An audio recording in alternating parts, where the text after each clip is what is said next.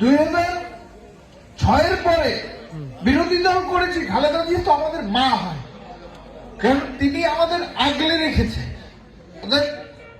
তার বিষয় তো আসলে ওরকম বলার কিছু নাই আর কি, কারণ তার ব্যাপারটা একটু আবেগের আমাদের কাছে। আমরা যেরকম গণতন্ত্র মুক্তি করার জন্য আন্দোলন করেছি, আমরা একটা বিষয়ে স্বপ্ন আমাদের ভিতরে কাজ করত যে দেশমাতা বৃদ্ধ দেশমাতাকে মুক্ত করতে পারবো কিনা।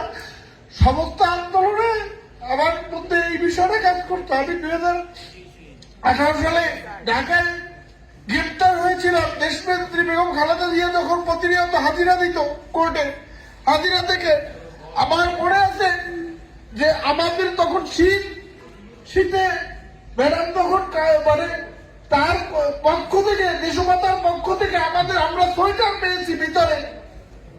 তিনি যে মা, তার যে স্নেহ এই জাতির প্রতি, বাংলাদেশে একমাত্র জীবিত ইতিহাস দেশমাতা বেগম খালেদা জিয়া, যার স্বাধীনতা যুদ্ধ থেকে বাংলাদেশের সকল আন্দোলনে যার ভূমিকা আছে, তার জন্য দোয়া চাই আপনাদের কাছে। কারণ আমার সমস্ত জীবনে একটি স্বপ্ন ছিল যে দেশমাতা বেগম খালেদা জিয়ার সাথে একটা ছবি তুলবো।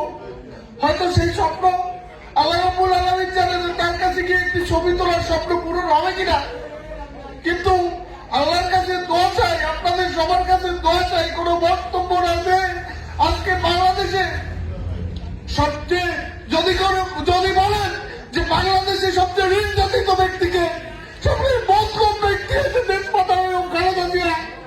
আপনাদের কাছে তার জন্য দোয়া চাই। তিনি আমাদের মা, তিনি আমাদের রাজনৈতিক নেত্রী না। আপনারা আমাদের মায়ের জন্য দোয়া করবেন। আর কিছু বলার নাই, কোনো ওরকম